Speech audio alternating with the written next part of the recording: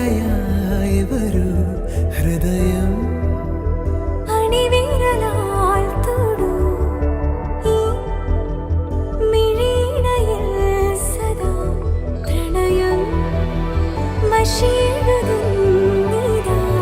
ശിലയായി നിന്നിടാം നിന്നെ നോക്കി യുഗമേറെ എൻ്റെ കൺചിമ്മിടാതെ എൻ ജീവൻ